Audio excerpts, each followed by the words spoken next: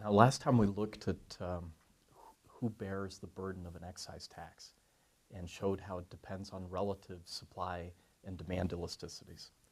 Now let's look at the deadweight loss imposed by excise taxes. Let's look at the same particular case. A tax gets imposed, 50 cents per gallon.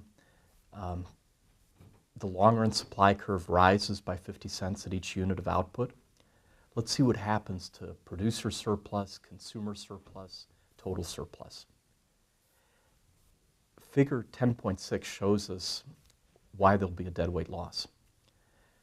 Let's look first at what happens to producer surplus and consumer surplus. The tax gets imposed, price rises to P1 from an initial price level of P. Consumer surplus diminishes by area R1 and X. That's the amount that the consumer surplus triangle gets sliced off by when the price rises. It used to be the consumers got everything below the demand curve down to the price P. Now they get only everything below the demand curve down to price P1. So the loss in consumer surplus is that area R1, the rectangular area, and that triangular area, the blue shaded area, just the part X. Producers also lose when an excise tax gets imposed. They lose by area R2 plus Y. The excise tax also slices off a portion of their producer surplus triangle. They used to get everything above the supply curve, LS, up to a price of P. Now, they only get everything above the supply curve up to a price of P2. Remember, with the excise tax, consumers are paying P1, but then we need to net out the tax, the difference between P1 and P2. And that's the price suppliers net is P2. We have to factor out the tax. So the amount by which we've sliced off producer surplus is area R2 plus Y. How much does the government collect? It's area R1 plus R2.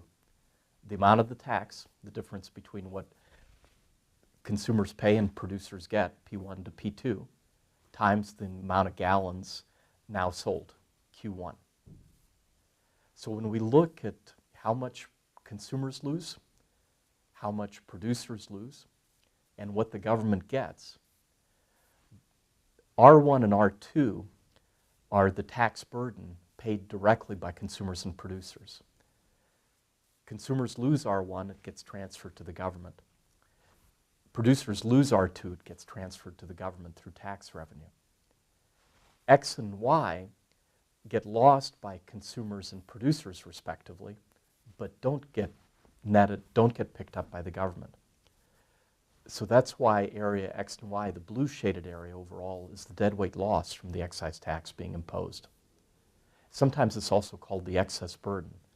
Beyond the burden that gets generated and turned into tax revenue, this is the excess amount that somebody in the market loses and nobody gains. Is the tax still worthwhile? Let's say over time this excise tax collected $100 billion and the deadweight loss was $40 billion. What that means is whatever we are going to use the money that the government's collected, the $100 billion, a true test is it has to generate at least $140 billion in value. We have to account both for the direct burden to consumers and producers and the excess burden that consumers and producers lose and that the government doesn't pick up from the excise tax.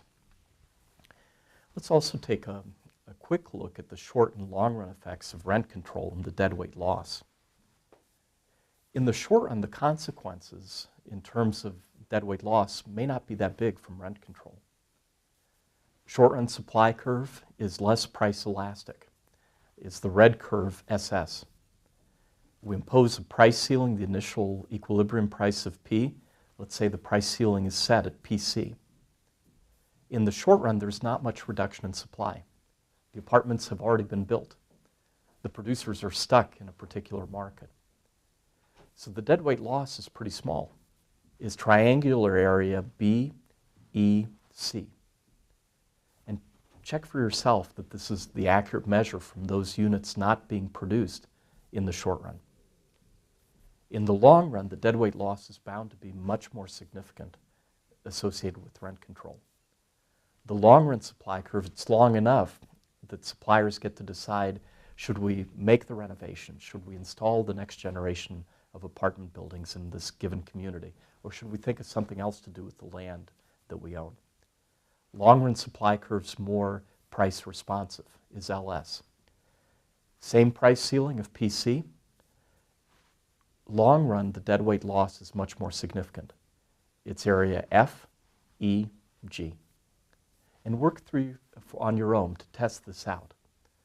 The loss to consumers and producers as a group is much more significant in the long run from rent control than in the short run.